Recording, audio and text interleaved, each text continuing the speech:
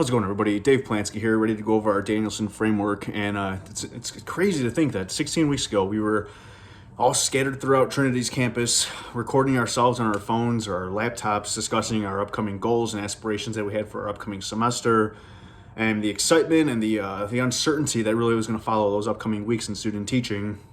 And here we are, last week, going over our reflection for Danielson framework. And before I get started, I didn't watch my old video until I chose the clusters that I wanted to reflect about in my video today. And ironically, they were basically the same ones that I talked about in my first upcoming video. So it's pretty wild. That's pretty cool too. That's kind of where my mindset was at. So it really gave me some insight on the importance of the clusters that I picked and how the significance that they that they held to me as I move forward through student teaching. So my first cluster that I talked about was clarity and accuracy, and it's how does the teacher's deep understanding of content support intellectual work by students.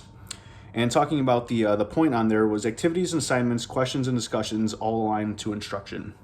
The reason that's important was I had spoke about getting to know the importance of getting to know your students and understanding their strengths while you're planning activities. But you can't do that unless you get to know your students. And getting to know your students, especially this semester, with some of us being in-person learning, remote learning, and for myself was hybrid learning until we switched back to full remote. But I did have some time to get to know the students, and I took those days very importantly, getting to spend the first couple weeks interacting with them, getting to know their likes, their dislikes, their strong suits. Because when you know their strong suits, it's very easy and beneficial to plan accordingly. And what does that mean? You're not trying to cheat your way and give them the easy way out, but you're playing off of their strong suits rather than their weaks, their points of their areas of weakness, or the areas where they might exhibit challenging behaviors or understanding of levels of academics. Go with that word. The first few weeks of just getting to know and planning ahead for the upcoming weeks of what students might like and their areas that they excel in, and then other areas that we can improve on. Because when you start off with some positive stuff, then you can address I don't want to say negative stuff, but the challenges, and you can start to scaffold and build off of those things. So that is definitely the one reflection that I started off with, and I think it's very important, especially as we move forward in our careers and our new classrooms, to really take that time to get some clarity and accuracy with your students, understanding them, getting to know them, and plan accordingly. Cluster number 2 I went with was the learning environment, creating a safe, respectful, supportive, and challenging learning environment. So in what ways do classroom interactions demonstrate genuine caring and safe, respectful, supportive, and challenging learning environment? This one would be my most significant cluster period throughout this entire semester. So about a week and a half after our orientation, student teaching, I received a phone call that my mother had suffered cardiac arrest. And about 3 weeks after that, she passed away. And that was very challenging for me. It was very challenging in the sense I didn't know where my time was going to go, where my thoughts were going to go, where my energy was going to go. But there's the old expression, the show must go on. And this was kind of unique because it was shifted from my creation of the learning environment to seeing the staff and the students, the support that they brought me during that time. I was still in touch throughout, with my cooperating teacher, participating in Zooms when I could and being in person as much as I could, given the circumstances that I was in. But to know that was something that I spoke about in my orientation, was creating that atmosphere to help build morale up. I did not expect it to be reversed and seeing them help build me up during that time. So that's something that is going to be, that I'm going to hold in my heart, and no matter what, in my future classroom. So having that level of understanding and creating that learning environment that no matter what life is going to throw at us, that we are going to be able to be there, support each other, and continue to grow and continue to learn and to continue to excel, primarily for our students, but also for our staff and for the entire school organization as a whole. So that was my biggest takeaway from cluster number 2, and something I will continue to reflect on, something that obviously I'll never forget, and something that just helped me grow as an educator and overall as a person. And the last one I'm going to speak on is cluster number 3, which is the classroom management. So in what ways are classrooms well run, organized, and the efficient procedures for non-instructional activities, taking role, distributing and collecting materials, and making transitions?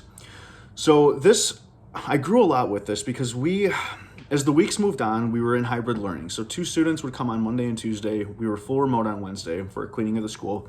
Thursday and Friday, the other 2 students in the classroom would show up. This ran for the bulk of the term. However, we did get word that post Thanksgiving break we would be full back to remote learning until further notice. I think the school that I was student teaching at is at least going to revisit that in the middle of January. So that kind of caught us off guard because there was some speculation that it might happen. There was talks about it, but nothing was set in stone. We didn't have a direct word on it. So we had to kind of start preparing, I don't want to say the worst, but for the inevitable. So what did that mean? Me and my cooperating teacher had to decide the materials and the resources that we were going to start preparing with the paraeducators in the classroom as we prepared these take-home drop-off bags. They were big black bags, and we just filled them up with all these resources that we possibly could, given the set time. I think it was probably like around a week and a half as we were preparing those, and we'd go into work, and the students were still there. So the 2 paraeducators who were their one-on-one for the students, their set days, everybody else in the classroom would kind of oversee materials and create them and set them up accordingly, plan them and pack them up in the bags. As you know, we're still continuing with Zooms and communication with parents and guardians and all that type of stuff. So it was kind of like a whirlwind, we're still in person instruction. However, we're planning for the future, planning for what's to come, and just making it happen. And the unique part about that was the classroom management at its finest, because it's something that was like not just we're preparing to go over Christmas break or we're preparing for a long 3-day weekend or whatever. We're preparing instructional material to set home for the students to continue to learn while we go back to full remote learning, while still preparing in-person instruction. So the management piece of that was very critical, and that was something that I prided myself with, along with, I would even say the entire team I was working with should pride themselves with the exceptional job that we all did.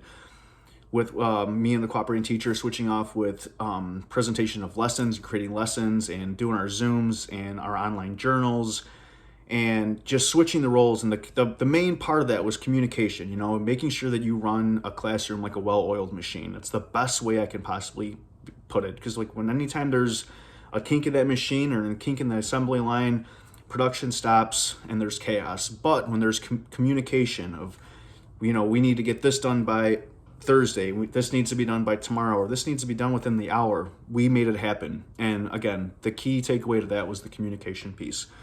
So the Danielson framework was a great artifact, great resource to use in the what's the word I'm looking for here, the planning for your for your classroom and for future instruction. A lot of great takeaways are there. The clusters were very important. They were not overwhelming. They just made sense, especially throughout the course of the term. As you're moving on and having more responsibility inside the classroom, you can start to see how these clusters can start to unfold and start to help you as long as you're using them in the right way. So that's what I got for the Danielson Framework Reflection. This has been a very unique, interesting semester, to say the least. It's been I can't even say a unique experience with student teaching, because this is the only experience I've had with student teaching. So for me to say that it's unique, this is what was normal to me. And there was a lot of great takeaways of that, especially the use of technology and the idea of being able to just be molded, especially when you need to be molded in a very short term, not like, hey, this is going to be next month, like this is going to be tomorrow, or this is going to be in about an hour. We need to make this happen. And just, it really helped me grow as an educator, especially how different 2020 has been, but it just shows that we are resilient. We can persevere no matter what is thrown at us. So I know you all did terrific this semester. It's been a pleasure getting to work with you and having our class and getting to just share our work. I wish you all the best, and I appreciate you checking this video out. Take care.